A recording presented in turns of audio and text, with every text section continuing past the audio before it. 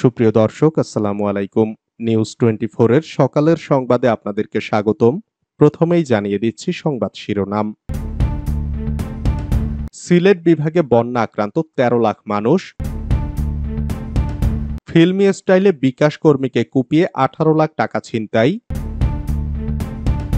বেরিয়ে আসছে বেনজিরের ফলের বিড়াল, মুখে কুলুপ দুদকের। বিএনপির কাছে আমার প্রশ্ন, দেশটাকে কয়বার বিক্রি করা যায়? শাসক গোষ্ঠী আরও বেশি বেসামাল হয়ে উঠেছে, মন্তব্য মির্জা ফখরুলের। শুনছিলেন সংবাদ শিরোনাম। পুরো খবর পেতে ভিডিওটি শেষ পর্যন্ত দেখুন। সর্বশেষ সংবাদ পেতে চ্যানেলটি সাবস্ক্রাইব। সিলেট বিভাগে বন্যা আক্রান্ত ১৩ লাখ মানুষ। সিলেট নগর সহ সীমান্তবর্তী উপজেলা এক মাসে পরপর ৩ দফা বন্যা প্লাবিত হয়েছে। তবে সিলেটে গত ৩ দিন বৃষ্টিপাত কিছুটা কম হওয়ায় জলাবদ্ধ এলাকাগুলো থেকে অল্প অল্প করে পানি নামতে শুরু করেছে। সীমান্তবর্তী উপজেলাগুলোতে বন্যা পরিস্থিতির তেমন কোনো উন্নতি না হলেও সড়ক, নদীরক্ষা বাঁধ, বাজার, বাড়িসহ সরকারি বেসরকারি বিভিন্ন স্থাপনা ক্ষতিগ্রস্ত হয়েছে। সিলেট বিভাগের ৪ জেলার মধ্যে সবচেয়ে বেশি বন্যা কবলিত হয় সিলেটের ১৩ উপজেলার ১০১টি ইউনিয়ন ও কয়েকটি পৌরসভা। একই সঙ্গে বন্যায় প্লাবিত হয় সিলেটের ১১১৬টি গ্রাম। বন্যা দুর্গত মানুষের পাশাপাশি সিলেট জেলার আশ্রয় কেন্দ্রগুলোতে ১৫৪৫টি গবাদি পশু আশ্রয় গ্রহণ করে। ফিল্মি স্টাইলে বিকাশ কর্মীকে কুপিয়ে ১৮ লাখ টাকা ছিনতাই। মাদারীপুরে প্রকাশ্য দিবালোকে গতিরোধ করে ফিল্মি স্টাইলে এক বিকাশ কর্মীকে কুপিয়ে ১৮ লাখ টাকা ছিনতাইয়ের ঘটনা ঘটেছে। রোববার বেলা ১১টার দিকে সদর উপজেলার কালিকাপুর ইউনিয়নের দক্ষিণ দুধখালী গ্রামে এ ঘটনা ঘটে। এ সময় ছিনতাইকারীরা বিকাশ কর্মীকে কুপিয়ে মারাত্মকভাবে জখম করে। পরে স্থানীয়রা তাকে উদ্ধার করে সদর হাসপাতালে ভর্তি করে। এ ঘটনায় ছিনতাইকারীদের ধরতে মাঠে নেমেছে সদর থানা পুলিশ। বেরিয়ে আসছে বেনজিরের ফলের বিড়াল, মুখে কুলুপ দুদকের। পুলিশের সাবেক মহাপরিদর্শক বেনজির আহমেদ তার স্ত্রী ও ২ মেয়ের মোট ৪৩,৪৬,৭২,১৫২ টাকা মূল্যের অবৈধ সম্পদের সন্ধান পেয়েছে দুর্নীতি দমন কমিশন। দুর্নীতি দমন কমিশনের প্রাথমিক অনুসন্ধানে বিপুল এই জ্ঞাত আয় বহির্ভূত সম্পদ অর্জনের তথ্য প্রমাণ পাওয়া গেছে। এসব সম্পদের কোনো বৈধ উৎস পাওয়া যায়নি। তদন্তের স্বার্থে এই মুহূর্তে বিস্তারিত কিছু প্রকাশ না করার সিদ্ধান্ত নিয়েছে দুদক। অবৈধ সম্পদের মধ্যে রয়েছে ঢাকার বেশ কয়েকটি ফ্ল্যাট এবং বিভিন্ন ব্যাংকে জমা রাখা বিপুল পরিমাণ অর্থ। বেনজিরের পরিবারের মালিকানাধীন এসব স্থাবর অস্থাবর সম্পত্তির দালিলিক প্রমাণও পেয়েছে দুদক। দুদকের প্রতিবেদনে বলা হয়, বেনজির আহমেদের নামে মোট ৯,২৫,৭২,৫৬৫ টাকা মূল্যের অবৈধ সম্পদের তথ্য প্রমাণ পাওয়া গেছে। তার স্ত্রী জিসান মির্জার নামে মোট ২১,৩৫,৫০,০৪৩ টাকা, তার বড় মেয়ে ফারহিন রিশতা বিনতে বেনজিরের নামে মোট ৮,১০,৮৯,৬৯৬ টাকা এবং মেজ মেয়ে তাহসিন রাইসা বিনতে বেনজিরের নামে ৪,৭৫,৫৯,৮৪৮ টাকা মূল্যের অবৈধ সম্পদ অর্জনের তথ্য প্রমাণ পাওয়া গেছে। আদালতের আদেশে এসব সম্পদ জব্দ করা হয়েছে। প্রতিবেদনে উল্লেখিত তথ্যের ভিত্তিতে এসব সম্পদের বিবরণী চেয়ে গত ২রা জুলাই দুর্নীতি দমন কমিশন আইন ২০০৪-এর ২৬(১) ধারা অনুযায়ী সম্পদ বিবরণীর নোটিশও দেওয়া হয়। সম্পদ বিবরণী দাখিলের নোটিশ পাঠানোর ২১ কর্মদিবস ও পরে সময়ের আবেদন করলে আরো ১৫ কর্মদিবস সময় পাবেন বেনজির আহমেদ ও তার পরিবারের সদস্যরা। তবে বিদেশে অবস্থান করায় বেনজির যেমন দুদকের নোটিশ গ্রহণ করতে পারবেন না, তেমনি দুদকের সম্পদ বিবরণী দাখিল করতে ব্যর্থ হবেন বলে ধারণা করছেন সংশ্লিষ্ট ব্যক্তিরা। দুদকের একজন ঊর্ধ্বতন কর্মকর্তা গণমাধ্যমকে জানান, আদালতের নির্দেশে বেনজির আহমেদের প্রায় ১,০০০ কোটি টাকার সম্পদ জব্দ বা ফ্রিজ করা হয়েছে।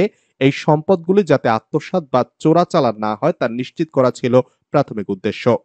এদিকে আদালতের নির্দেশে ইতোমধ্যে নারায়ণগঞ্জের রূপগঞ্জে ২৪ কাঠা জমির উপর বেনজিরের দৃষ্টিনন্দন ডুপ্লেক্স বাড়িটি জব্দ করে প্রশাসনের তত্ত্বাবধানে নেওয়া হচ্ছে।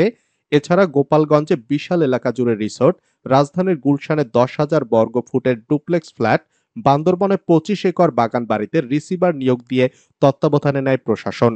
এর আগে ২২ এপ্রিল বেনজির ও তার পরিবারের সদস্যদের বিরুদ্ধে অবৈধ সম্পদ অর্জনের অভিযোগের তদন্ত শুরু করে দুদক। উল্লেখ্য, বেনজির আহমেদ ২০১৫ সালের ৭ই জানুয়ারি র্যাবের মহাপরিচালকের দায়িত্ব পান। এর আগে তিনি ঢাকা মহানগর পুলিশ কমিশনার হিসেবে দায়িত্ব পালন করেন। পরে ২০২০ সালের ১৫ এপ্রিল আইজিপি হিসাবে দায়িত্ব পান বেনজির। এরপর ২০২২ সালের ৩০ সেপ্টেম্বর ৫৯ বছর পূর্ণ হওয়ায় সরকারি চাকরি আইন অনুযায়ী বিএনপির কাছে আমার প্রশ্ন, দেশটাকে কয়বার বিক্রি করা যায়? যা বললেন পররাষ্ট্রমন্ত্রী।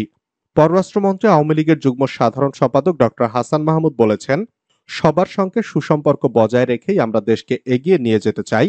বঙ্গবন্ধু কন্যা শেখ হাসিনা সেই নীতিটাই অনুসরণ করে চলেছেন অত্যন্ত সফলভাবে। সবার সঙ্গে সুসম্পর্ক দেখে বিএনপির গাত্রদাহ হচ্ছে, সেজন্য তারা উল্টাপাল্টা বলা শুরু করেছে। তিনি বলেন, ভারত থেকে আসার পর বিএনপি বলতে শুরু করেছে আমরা নাকি দেশটা ভারতের কাছে বিক্রি করে দিয়েছি। এখন চীন থেকে আসার পর তারা বলে কিনা চীনের কাছেও দেশটা বিক্রি করে দিয়েছি। যেখানেই যাই তারা বলছে দেশটাকে বিক্রি করে দিচ্ছে। বিএনপির কাছে আমার প্রশ্ন, দেশটাকে কয়বার বিক্রি করা যায়? শাসক গোষ্ঠী আরো বেশি বেসামাল হয়ে উঠেছে মন্তব্য মির্জা ফখরুলের। ক্ষমতাসীন আওয়ামী শাসক গোষ্ঠী আরো বেশি বেসামাল ও জুলুমবাজ হয়ে উঠেছে বলে মন্তব্য করেছেন বিএনপি মহাসচিব মির্জা ফখরুল ইসলাম আলমগীর। তিনি বলেন, জনভিত্তি নেই বলেই ৭ই জানুয়ারি প্রহসনের নির্বাচনের মাধ্যমে ক্ষমতা দখল করে আওয়ামী শাসক গোষ্ঠী এখন আরো বেশি বেসামাল ও জুলুমবাজ হয়ে উঠেছে। কর্তৃত্ববাদী শাসনের দ্বারা রাষ্ট্র ক্ষমতা আঁকড়ে রাখতে বিএনপি এবং তার অঙ্গ সহযোগী সংগঠন সহ বিরোধী দলের নেতাকর্মীদের উপর তীব্র মাত্রায় দমনপীড়ন শুরু করেছে। রোববার বিকালে গণমাধ্যমে পাঠানো এক বিবৃতিতে তিনি এসব কথা বলেন। পিরোজপুর জেলা যুবদলের আহ্বায়ক মারুফ হাসান জামিন নামঞ্জুর ও কারান তরুণের ঘটনায় গভীর উদ্বেগ প্রকাশ করে এ বিবৃতি দেন তিনি। অভিযোগ করে মির্জা ফখরুল বলেন, বিরোধী নেতাকর্মীদের কারাগারে পাঠানো এখন অবৈধ আওয়ামী দখলদার সরকারের প্রধান লক্ষ্য হয়ে দাঁড়িয়েছে। আদালতকে দিয়ে মিথ্যা মামলায় সাজা প্রদান সহ জামিন নামঞ্জুর করার এই কাজটি সরকার করছে। মারুফ হাসানের জামিন নামঞ্জুর ও কারাগারে পাঠানোর ঘটনা সেটিরই ধারাবাহিকতা। তিনি বলেন, জনগণ এবং বিরোধী নেতাকর্মীদের উপর জুলুম নির্যাতন চালিয়ে আওয়ামী ডামি সরকার অবৈধ ক্ষমতা দীর্ঘমেয়াদে ভোগ করার যে স্বপ্ন দেখছে তা জনগণ কখনোই পূরণ হতে দেবে না। কোটা আন্দোলন নেতাদের সঙ্গে বৈঠকে আইন শৃঙ্খলা বাহিনী। সরকারি চাকরিতে বেতন কাঠামোর নবম থেকে ১৩তম গ্রেডে মুক্তিযোদ্ধা কোটা সহ কোটা পদ্ধতি বহালে উচ্চ আদালতের রায়ের প্রতিবাদে এবং ২০১৮ সালের পরিপত্র পুনর্বহালের দাবিতে আন্দোলনরত শিক্ষার্থী ও চাকরি প্রত্যাশীদের পক্ষ থেকে ঘোষিত বাংলা ব্লকেট কর্মসূচির কারণে রাজধানী ঢাকায় এক অচল অবস্থা সৃষ্টি হয়েছে।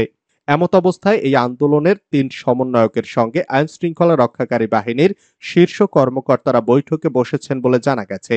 রোববার সন্ধ্যা ৭টায় এ তথ্য কালবেলাকে নিশ্চিত করেছেন কোটা বিরোধী আন্দোলনের অন্যতম সমন্বয়ক ও ঢাকা বিশ্ববিদ্যালয়ের সমাজবিজ্ঞান বিভাগের শিক্ষার্থী হাসিব আল ইসলাম। তিনি বলেন, আন্দোলনের অন্যতম সমন্বয়ক নাহিদ ইসলাম, শারজিস আলম ও হাসনাত আবদুল্লার সঙ্গে বৈঠকে বসেছেন আইন শৃঙ্খলা রক্ষাকারী বাহিনীর উপর মহল। তারা ফিরে না আসা পর্যন্ত আমরা শাহবাগে অবস্থান করব। সোয়া ৪ ঘন্টা পর শাহবাগ ছেড়ে আবারও অবরোধের কর্মসূচি। সোয়া ৪ ঘন্টা রাজধানীর গুরুত্বপূর্ণ শাহবাগ মোড় আটকে রেখে আজকের মতো কর্মসূচি শেষ করেছেন সরকারি চাকরিতে কোটা বিরোধীরা। দাবি আদায়ে আগামীকাল সোমবার বেলা ৩:৩০ থেকে আবারও রাজধানীর বিভিন্ন এলাকা অবরোধের ঘোষণা দিয়েছেন তারা।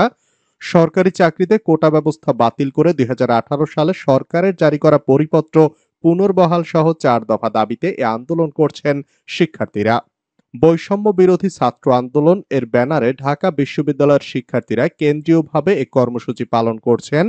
তাদের ডাকে সাড়া দিয়ে ঢাকা সহ সারা দেশের শিক্ষা প্রতিষ্ঠানের শিক্ষার্থীরা মিছিল সমাবেশ ও সড়ক অবরোধ করছেন। শাহবাগে আজ রোববার বিকেল ৪টার পর অবরোধ শুরু হলেও এর কয়েক ঘন্টা আগে সায়েন্স ল্যাব মোড়ে অবস্থান নেন এ আন্দোলনের সঙ্গে একাত্ম হওয়া ঢাকা কলেজের শিক্ষার্থীরা।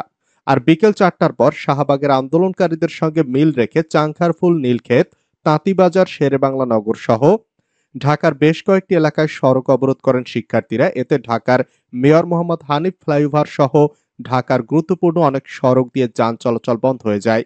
ঘন্টার পর ঘন্টা একই জায়গায় দাঁড়িয়ে থাকে গাড়ি। বাস থেকে নেমে বহু মানুষ পায়ে হেঁটে গন্তব্যের উদ্দেশ্যে যাত্রা করেন। অফিস শেষে ঘরমুখী মানুষ পড়েন বড় ভোগান্তিতে। বাড়তি চাপ তৈরি হয় মতিঝিল থেকে মিরপুর উত্তরা পথে চলাচল করা মেট্রো রেলে। প্ল্যাটফর্মগুলোতে ট্রেনে উঠতে যাত্রীদের লম্বা লাইন ধরতে হয়। শিক্ষার্থীরা রাত ৮টার দিকে অবরোধ তুলে নেওয়ার পর শাহবাগ মোড় দিয়ে যান চলাচল শুরু হয়। অবরোধ তুলে নেওয়ার আগে বৈষম্য বিরোধী ছাত্র আন্দোলনের সমন্বয়ক নাহিদ ইসলাম বলেন, আজ থেকে বিশ্ববিদ্যালয় ও কলেজ পর্যায়ে আমরা ক্লাস, পরীক্ষা বর্জন ও ছাত্র ধর্মঘটের যে কর্মসূচি দিয়েছি, এই কর্মসূচি অব্যাহত থাকবে অনির্দিষ্টকালের জন্য। পাশাপাশি ব্লকেট কর্মসূচি পয়েন্টে পয়েন্টে চলবে। আগামীকাল অবরোধের আওতা বাড়ানোর ঘোষণা দিয়ে নাহিদ বলেন, আজ আমরা শাহবাগ থেকে কাউরান বাজার পর্যন্ত গেছি। আগামীকাল আমরা কিন্তু ফার্মগেট পার হয়ে যাব। আগামীকাল বেলা 3:30টায় ঢাকা বিশ্ববিদ্যালয় গ্রন্থাগারের সামনে আমাদের জমায়েত হবে। আমরা আমাদের ব্লকেট কর্মসূচি পালন করব। আন্দোলনকারী শিক্ষার্থীদের কোনো কিছুতে ভয় না পাওয়ার আহ্বান জানিয়ে নাহিদ বলেন, কোনো আবাসিক হলে বাধা দেওয়া হলে আমাদের জানাবেন, আমরা সম্মিলিতভাবে সেই হল ঘেরাও করব।